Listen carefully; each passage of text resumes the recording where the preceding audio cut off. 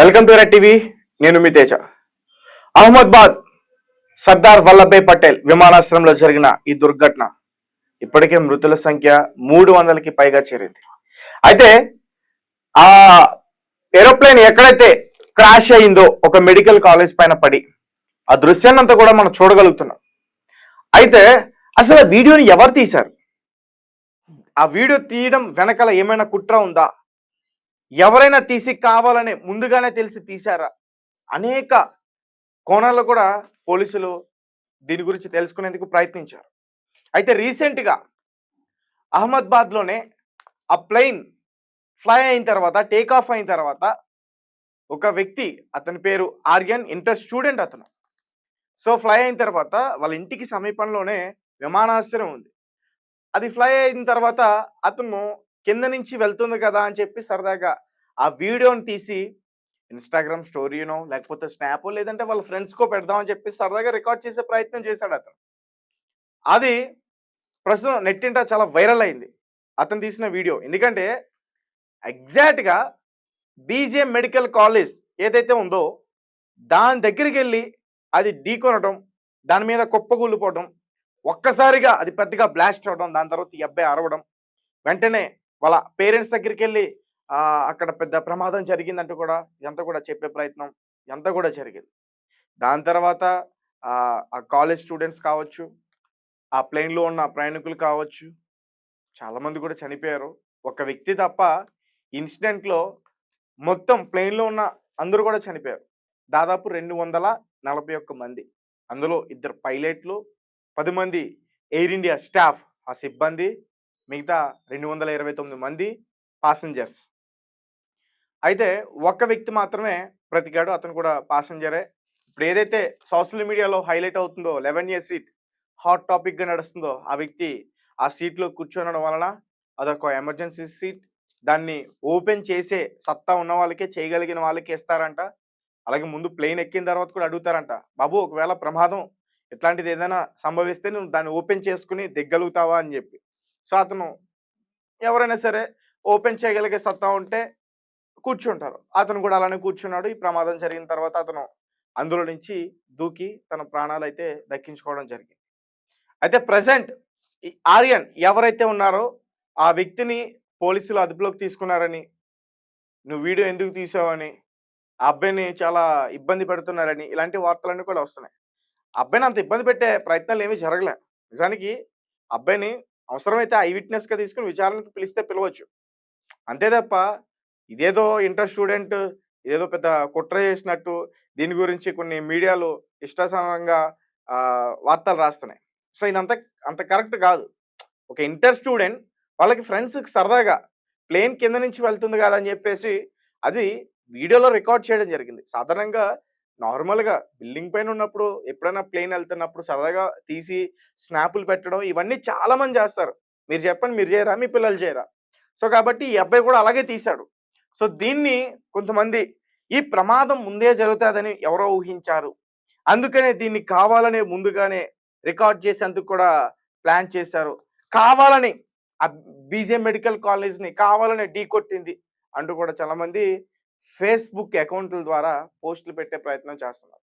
So నిజానికి ఆ ప్రమాదం ఎందుకు జరిగింది, ఎలా జరిగింది, ఆ పైలట్ లాస్ట్లో ప్లేన్ పడిపోతున్న టైంలో మేడే మేడా అంటూ కాల్లో 5 సెకండ్స్ అతను ఏం చెప్పాలనుకున్నాడు, ఈ విషయాలన్నీ కూడా ఈ బ్లాక్ బాక్స్, డివిఆర్ ఇవి రెండు కూడా దొరికితే పూర్తి విషయాలన్నీ కూడా బయటకు వస్తాయి. ఆల్రెడీ డివిఆర్ దొరికేస్తుంది, బ్లాక్ బాక్స్ కూడా దొరికింది. డివిఆర్ని ఏటీసీ పోలీసులు వాళ్ళ అధీనంలో ఫారెన్సిక్ టీమ్కి ఆల్రెడీ ఇవ్వడం జరిగింది. సో వాళ్ళు టెస్టులు నిర్వహించిన తర్వాత అసలు సీసీటీవీ ఫుటేజ్లో ఏం రికార్డ్ అయింది, ఆ టైంలో ప్రయాణికులు అసలు భ్రాంతులకి గురైన విజువల్స్ అన్నీ కూడా, వాళ్ళు కదిలిన విజువల్స్ అన్నీ కూడా అందులో వస్తాయి. ఎమర్జెన్సీ లైట్స్ వెంటనే అప్రమత్తం అయ్యా లేవా, ఎవ్రీథింగ్ రికార్డ్ అవుతుంది. అలాగే కుదిరితే ఈ వ్యక్తి బయటికి ఎలా తప్పించుకున్నాడు అనే విజువల్ కూడా ఖచ్చితంగా బయటకు వచ్చే అవసరం అయితే ఉంటుంది. అలాగే ఈ బ్లాక్ బాక్స్లో సిగ్నల్స్ కరెక్ట్గా వర్క్ చేసేయా లేదా, అలాగే ఫ్యూయల్ కరెక్ట్గా ఉందో లేదా, ఇంజన్ కండిషన్ కరెక్ట్గా ఉందా లేదా, ఇంజన్ ఏదైనా రెండు ఇంజన్స్ ఉంటాయి. ఒకవేళ ఫ్లైలో ఉన్నప్పుడు, అది గాల్లో ఉన్నప్పుడు ఏదైనా ఒక ఇంజన్ ఫెయిల్ అయింది అనుకోండి, వెంటనే అప్రమత్తం అయ్యేందుకు మరొక ఇంజన్ రెడీగా ఉంటుందంటూ కూడా చెప్తున్నారు.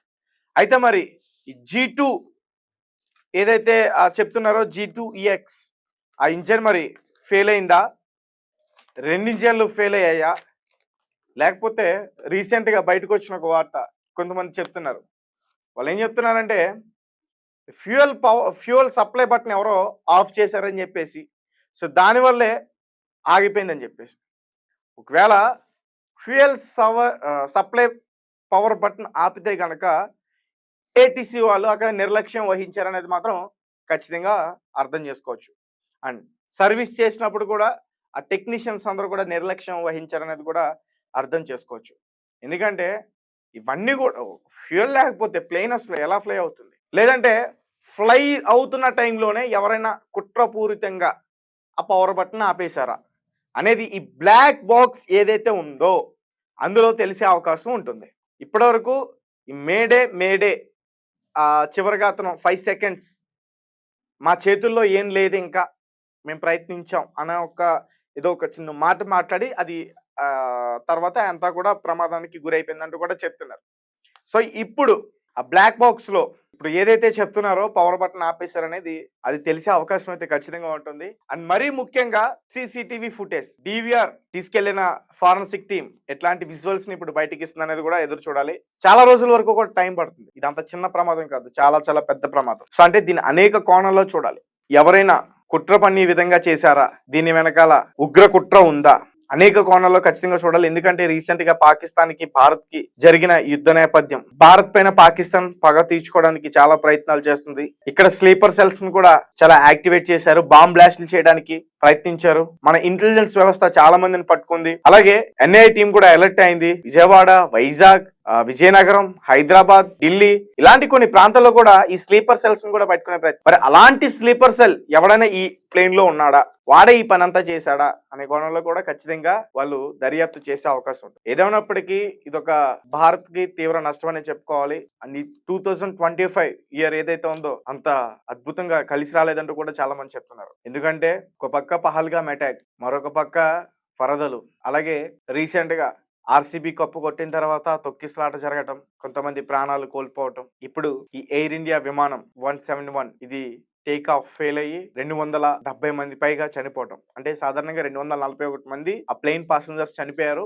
మెడికల్ స్టూడెంట్స్ దాదాపు 159 మంది లంచ్ చేయడానికి వచ్చారు ఆ లంచ్ బ్రేక్ లో. సో ఎప్పుడైతే ఈ ప్రమాదం జరిగిందో, ప్లేన్ వెళ్ళి బిల్డింగ్ పైన పడిందో, దాదాపు ఇప్పటి వరకు 40కి పైగా వాళ్ళు చనిపోవడం అయితే జరిగింది. సో మొత్తానికి మృతుల సంఖ్య ఇప్పటికి ఈ రోజు సాయంత్రానికి 300 వరకు కూడా చేరే అవకాశం అయితే ఉంటుంది. ఇంకా కొంతమంది బాడీస్ ఇంకా దొరకలేదు. దొరికిన బాడీస్ అన్ని కూడా మాసపు ముద్దలు అయిపోయి ఉన్నాయి.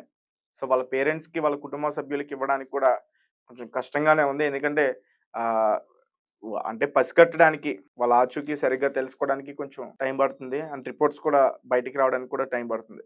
సో కాబట్టి వీళ్ళు ఏం చేస్తున్నారంటే వీళ్ళ కుటుంబ సభ్యులు ఎవరైతే ఉన్నారో వాళ్ళ DNA శాంపుల్స్ తీసుకుని వీళ్ళ బాడీ దగ్గర నుంచి కూడా దొరికిన మృతదేహాల దగ్గర నుంచి కూడా DNA శాంపుల్స్ తీసుకుని టెస్టులు నిర్వహించి దాని తర్వాత వాళ్ళ బాడీస్ని వాళ్ళకి అప్పగించడం అయితే జరుగుతుంది. చేతులు కావచ్చు, కాళ్ళు కావచ్చు, తల కావచ్చు, ఏదైనా కావచ్చు. ఎందుకంటే ఒక పెద్ద ప్రమాదంలో మొత్తం కూడా వాళ్ళ బాడీ పార్ట్స్ అన్ని కూడా వేరే అయిపోయాయంటూ కూడా చెప్తున్నారు. సో దీని గురించి అంత ఎక్కువ డిస్కషన్ చేయకూడదని అయితే మాత్రం నాకు అనిపిస్తుంది. ఎందుకంటే దీని గురించి మాట్లాడాలంటేనే భయం వేస్తుంది, అట్లాంటి ప్రమాదం ఇది. సో ఇప్పటికే ఆ బాధిత కుటుంబాలు ఎవరైతే ఉన్నారో వాళ్ళకి ఒక అమౌంట్ని అయితే ప్రకటించారు. ప్రాణాలు పోయినా డబ్బులు ఇచ్చి ఆ ప్రాణాలను అయితే మాత్రం తీసుకుని రాలేము. సో చూద్దాం మరి ప్రభుత్వం ఇంకా ఎలాంటి నిర్ణయాలు తీసుకుంటుందో, ఎలాంటి జాగ్రత్తలు తీసుకుంటుందో. అండ్ ఈ బ్లాక్ బాక్స్ ఏదైతే ఉందో దీన్ని అమెరికాకి పంపించారంటూ కూడా చెప్తున్నారు. సో వారి దగ్గర నుంచి ఎటువంటి సమాచారం వస్తుందో, కుట్ర ఉందా, ఎవరైనా కావాలనే చేశారా ఏంటనేది పూర్తిగా తెలిసే అవకాశం అయితే ఉంది. మీకేమనిపిస్తుంది ఈ అటాక్ చూసిన తర్వాత? నాకైతే మాత్రం ఎలా ఉన్నా మనిషి ఎలా ఉన్నా మతాలని చెప్పి, లేకపోతే శత్రువులు పెంచుకుని, పగాపత్రికలు తెచ్చుకుని, అట్లా ఒకరి చేతిలో ఒకరు పగలు పెంచుకుని చంపుకోవడం కన్నా నలుగురితో మంచిగా ఉండటం మంచిదని మేలనిపిస్తుంది. ఎందుకంటే ఈ కర్మఫలం ఎలాంటిదంటే ఎప్పుడు ఎటువైపు నుంచి వస్తుందో ఎవరికీ తెలీదు. పాపం అందులో ఉన్న 229 మంది పాసెంజర్స్ వాళ్ళకి అటాక్ అవుతుందని ఎవరు కూడా ఊహించరు.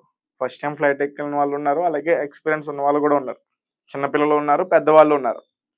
కానీ ఎవరు కూడా ఊహించి ఉండరు. ఎంత ప్రమాదంలో మనం చనిపోతామని. వాళ్ళు లాస్ట్ టైమ్ తీసుకున్న క్లిప్స్ అన్ని కూడా మనం ఇప్పుడు బయట చూస్తున్నాం. వాళ్ళు అంత హ్యాపీ ఫీల్ అవుతున్నారు. ప్లేన్‌లో వేరే ప్రాంతానికి వెళ్తున్నాం, లండన్ వెళ్తున్నాం అని చెప్పి ఫ్లైట్ ఎక్కిన ఫస్ట్ టైమ్ ఇండియాకొచ్చిన ఫస్ట్ టైమ్ వేరే ఇతర దేశానికి సంబంధించి ఇండియాకొచ్చిన తర్వాత ఆ ఫ్లైట్ ఎక్కుతున్న ఆ దృశ్యాలన్నీ కూడా రికార్డ్ చేయడం. సో, చాలా హ్యాపీ ఫీల్ అయ్యారు. కానీ వాళ్ళెవరికీ తెలీదు కదా! ఈ ప్రమాదంలో చనిపోతామని. సో, వాళ్ళైతే చనిపోవడం జరిగింది. సో, లారీ మీదెళ్ళినా, బస్సు మీదెళ్ళినా, ట్రైన్ మీదెళ్ళినా, బైక్ మీదెళ్ళినా, వెళ్ళినా వెళ్ళకపోయినా ఎటువైపు, ఎటు నుంచి, ఎలా వస్తుందో కూడా తెలీదు. ప్రమాదం వస్తుంది. మన ప్రాణాలని తీసుకెళ్ళిపోతుంది. సో, ఇది చూసిన తర్వాత నాకదే అనిపిచ్చింది. ఉన్నన్ని రోజులు నలుగురితో మంచిగా ఉందాం, సరదాగా ఉందాం. సో, మీ అభిప్రాయాన్ని ఖచ్చితంగా మాకు కామెంట్ రూపంలో తెలియపరచండి. అండ్ ఇటువంటి ప్రమాదాలు జరగకుండా ఎటువంటి జాగ్రత్తలు తీసుకుంటే కూడా బెటర్ అనేది సూచనలు కూడా కామెంట్ రూపంలో తెలియపరచండి.